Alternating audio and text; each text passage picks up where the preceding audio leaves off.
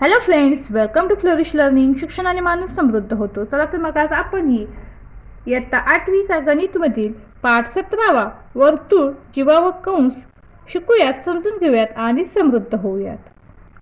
आज आपण या पाठातील सराव संच 17.2 सोडून पाहूयात. तर प्रश्न पहिला, केंद्र सी असलेल्या वर्तुळाचे रेघ पी क्यू व रेघ आर एस हे व्यास काटकोनात छेदतात. तर प्रश्न 1, कंस पी एस आणि कंस एस क्यू एकरूप का आहेत हे सांगा. प्रश्न 2, कंस पी एसशी एकरूप असलेल्या इतर कंसांची नावे लिहा.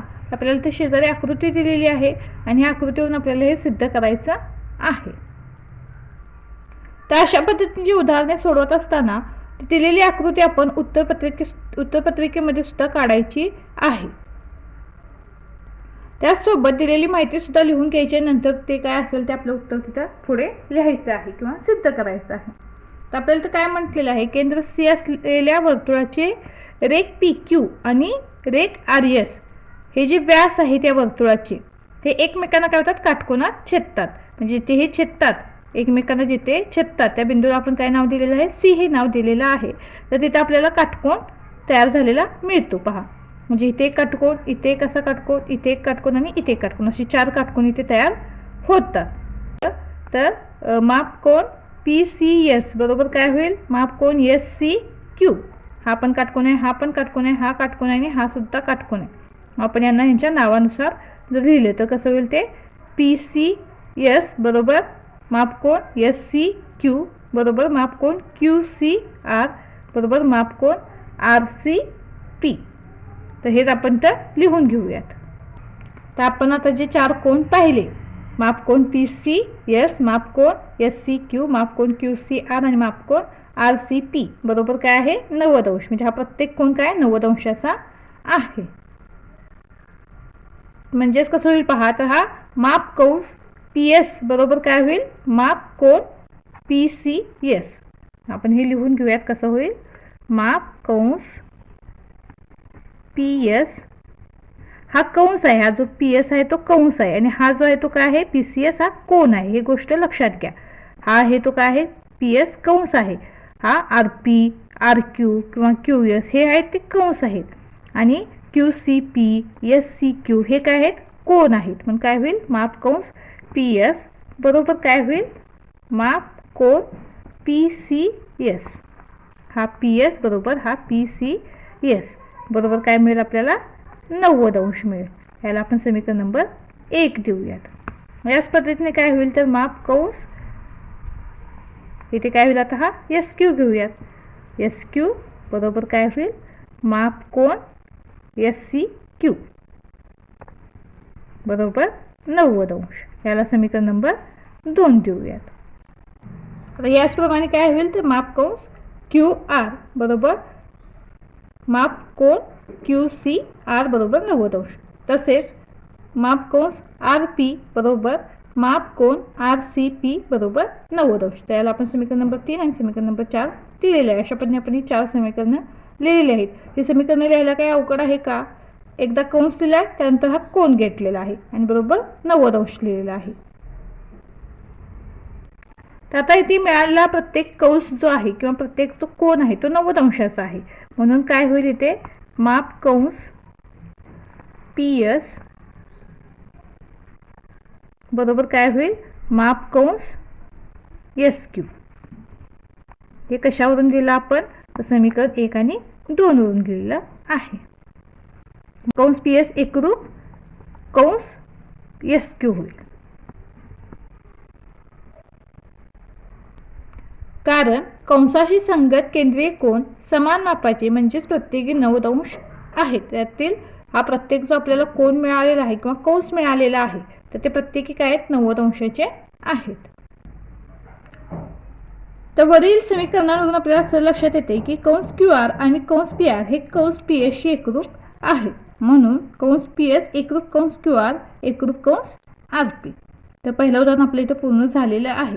यामध्ये काहीही अवघड नाही. आकृतीवरून आपल्याला 4ही कोन आणि 4ही कंस हे समान मापाचे आहेत हे स्पष्टपणे दिसते. तेच आपण तर लिहिलेलं आहे आणि त्यावरून हे कंस एकरूप आहेत हे आपण सिद्ध केलेलं आहे. यानंतर दुसरा प्रश्न आहे, आकृतीत केंद्र ओ असलेल्या वर्तुळाचा रेख MN हा व्यास आहे.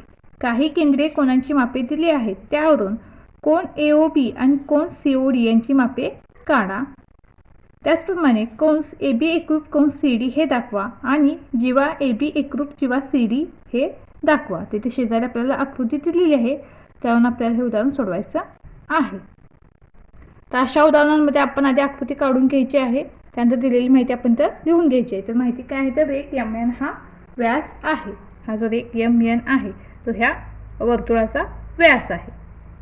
तर रेख MN हा व्यास असल्यामुळे इथे काय होईल, तर कंस MAN हा जो आहे पूर्ण आपल्याला अर्धवर्तुळ इथे मिळेल, तो त्याचं माप किती होईल, तर 180 अंश होईल. का तर पूर्ण वर्तुळाचं माप किती असतं, तर 360 अंश असतं.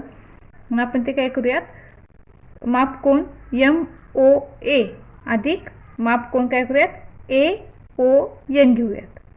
म्हणजे काय होईल, या दोन्हींची पूर्ण बेरीज आपल्याला किती मिळेल, 180 अंश मिळते. त्यावरून आपल्याला काय होईल, तर AOBचं माप काढता येईल.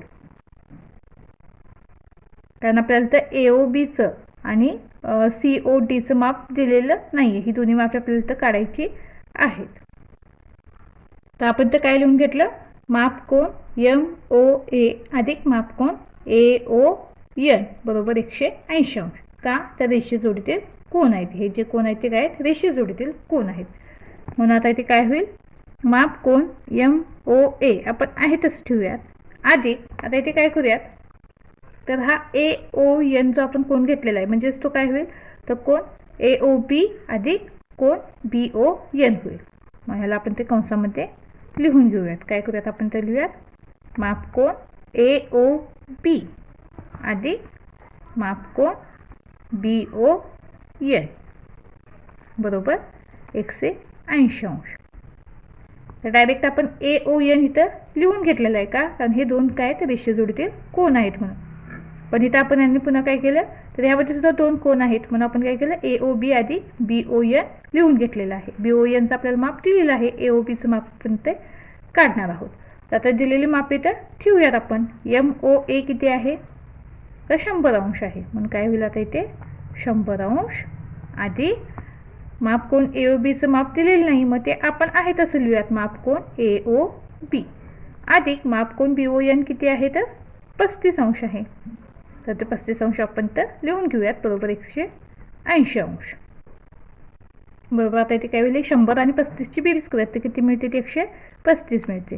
तर माप कोन AOB अधिक 135 अंश बरोबर 180 अंश बरोबर काय होईल, आता इथे माप कोन AOB बरोबर 180 अंश, हे अधिक 135 आहे, तिकडे काय होईल वजा 135 अंश.